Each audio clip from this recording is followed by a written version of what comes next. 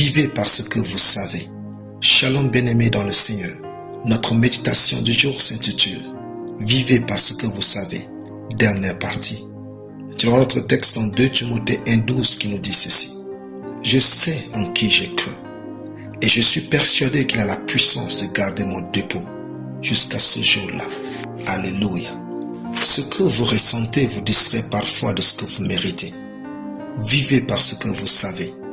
Si la vie n'est juste pas facile pour vous et que vous avez envie de tout lâcher, ne le faites pas. Parce que le diable compte sur ce que vous ressentez pour détruire ce que vous savez de Dieu et de vous-même. Le fait que vous vous sentiez mal ne fait pas de vous une mauvaise personne ou une personne sans importance. Ce que vous ressentez est passager. Ce que vous savez de vous est permanent. C'est un peu comme une météo intérieure. Ça change tout le temps. Lorsque vous vous sentez mal, souvenez-vous de ce que vous méritez et tenez bon. Il va arriver des jours dans votre vie où vous vous sentirez sans valeur.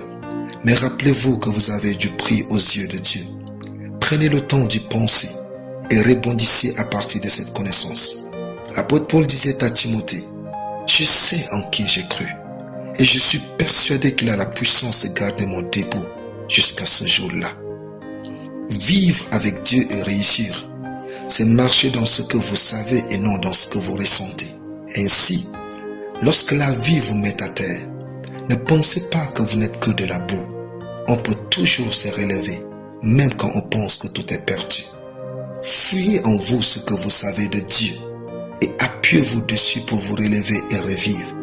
Job disait en son temps, « Je sais que mon Rédempteur est vivant et qu'il se lèvera le dernier sur la terre. » Job 19, 25.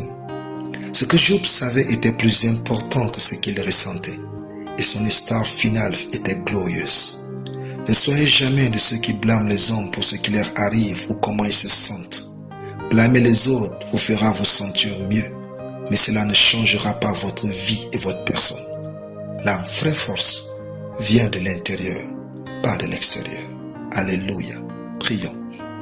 Merci Père pour la sémence de ta parole dans mon cœur.